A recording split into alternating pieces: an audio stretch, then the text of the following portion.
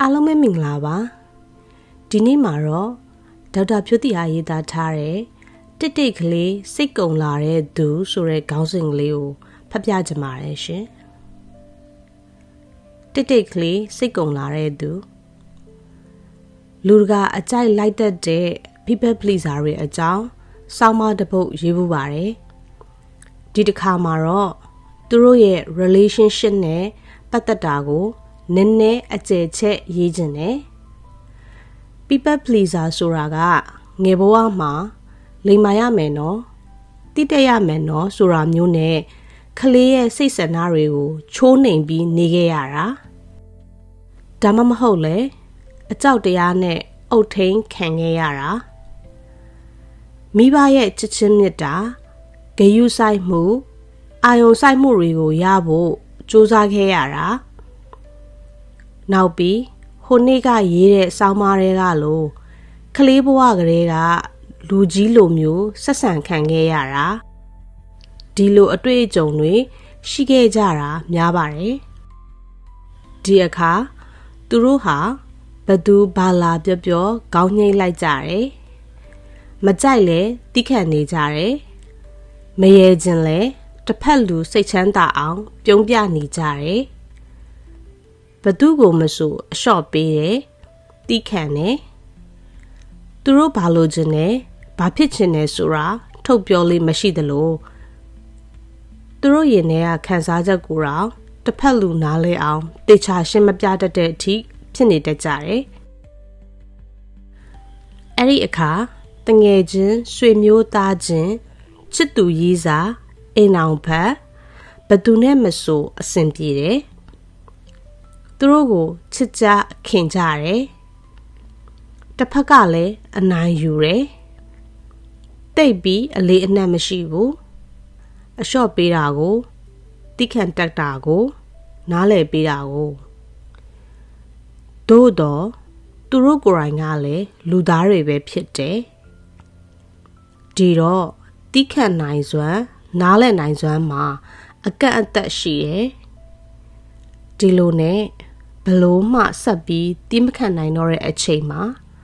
relationship ကိုလုံးဝရပ်တန့်ပစ်လိုက်ကြတယ်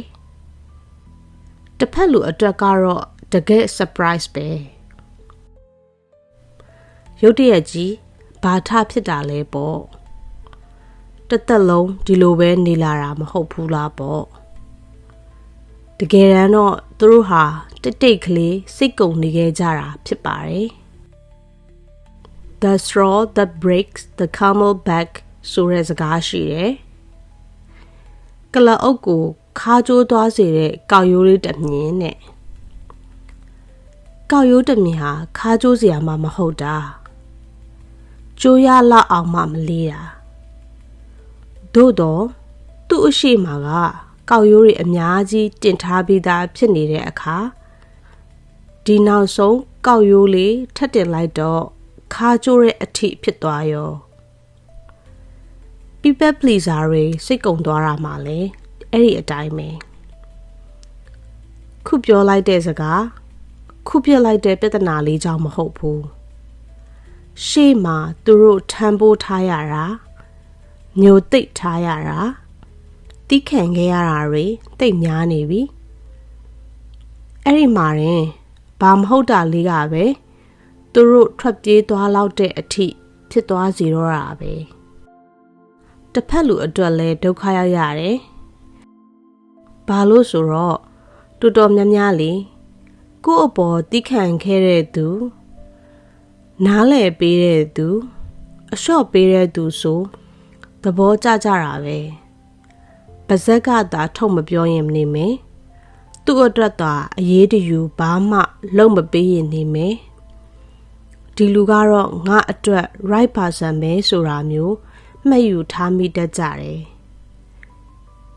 မင်းလောက်ကိုယ့်ပေါ်ဘယ်သူမှမကောင်းဘူးပေါ့အဲ့ဒီအချိန်မှရုတ်တရက်ကြီး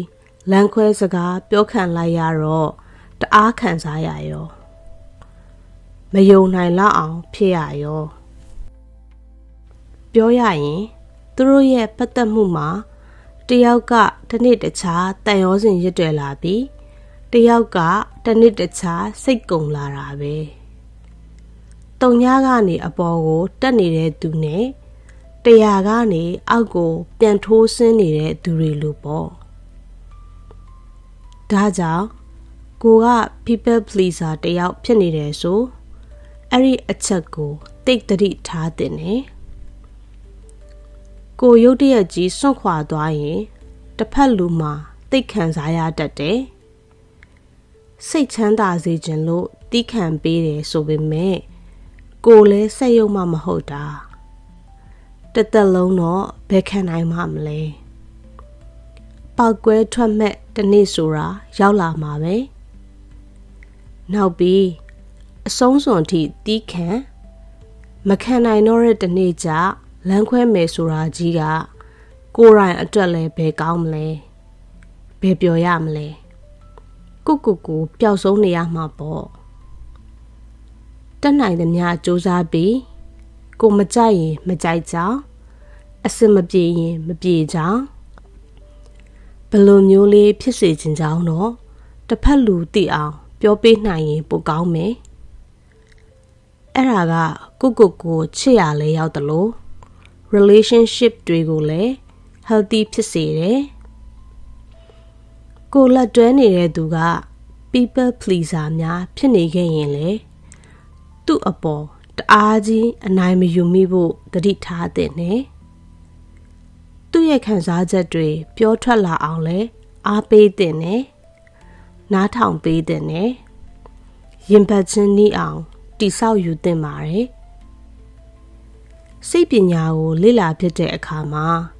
ငယ်ဘဝအတွေ့အကြုံနဲ့မိဘအုပ်ထိန်မှုဟာကျွန်တော်တို့အပေါ်အများကြီးတက်ရောက်မှုရှိတာကိုပိုနားလဲလာတယ်ငါကတော့ဒီလိုကြုံခဲ့ရလို့ဒီလိုစိတ်တရားတွေရခဲ့လို့ဆိုပြီးအကြောင်းပြခိုင်းတာတော့မဟုတ်ဘူးတိုးတော်လေဒီအချက်တွေပေါ်မူတည်ပြီးကျွန်တော်တို့ရဲ့အမှုအကျင့်တွေကိုရီကိုသွေးတွေကွာခြားလာကြတယ်ဆိုတာကိုတော့သတိထားမိစေချင်တယ်ပြောရရင်လူတယောက်ဘာကြောင့်ဒီလိုလုပ်တယ်ဒီလိုပြောတယ်ဒီလိုဆုံးဖြတ်တယ်ဆိုတာကိုသိဖို့သူ့ရဲ့ငယ်ဘဝအထိကိုပါပြန်ကြည့်ဖို့လိုတယ်လူတယောက်ဘလို့ကြီးပြင်းလာတယ်ဆိုတာမသိပဲအဲ့ဒီလူကိုဘလို့နည်းနဲ့မှနားလည်နိုင်မှာမဟုတ်ဘူးဒါကြောင့်အပေါ်ယံလောက်နဲ့မှတ်ချက်မပေးမိအောင်အပြစ်မတင်မိအောင်သတိထားကြမယ်ဆိုအကောင်းဆုံးပါပဲ relationship ဆိုတာကကံတရားတို့ဖူးစာတို့ရေစက်တို့နဲ့လည်းဆိုင်မယ်ထင်တယ်တခါတလေကျ relationship coach တို့ relationship blogger တို့ဆိုတာကံကောင်းတဲ့သူတွေကသူတို့လောက်ကံမကောင်းသူတွေကိုဘယ်လိုနေဘယ်လိုထိုင်ဘယ်လိုညှိယူဆိုပြီးအကြံပြန်ပေးနေတာပဲလို့တောင်မြင်မိတယ်။ဘာလို့ဆိုတော့အဲ့ဓာတွေမလုပ်လို့ကွဲကြကွာကြအစင်မပြေကြတာမှမဟုတ်တာ။ဘာနည်းစနစ်မှမသိပဲနဲ့လေအစင်ပြေခြင်းတဲ့သူကပြေပြီးတော့တိတိကြီးနဲ့လည်းမပြေတဲ့သူကမပြေဘူး။တယောက်နဲ့တယောက်ရဲ့ငယ်ဘဝအတွေ့အကြုံတွေဘဝဖြတ်တန်းမှုတွေမတူကြတာမို့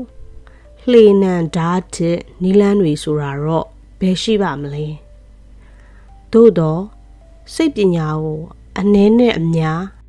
တီးမိခောက်မိရှိအောင်လေ့လာထားမယ်ဆိုရင်တော့ကိုရောတပားသူတွေကိုပါပိုနားလည်လာပါလိမ့်မယ်ဒီလိုဆိုသမီးရီးစားဆက်ဆံရေးမှမဟုတ်ပဲဘယ်လိုပတ်သက်မှုမျိုးမှမဆိုပိုအဆင်ပြေနိုင်မယ်မြင်ပါတယ်ကျေးဇူးတင်ပါတယ်ရှင်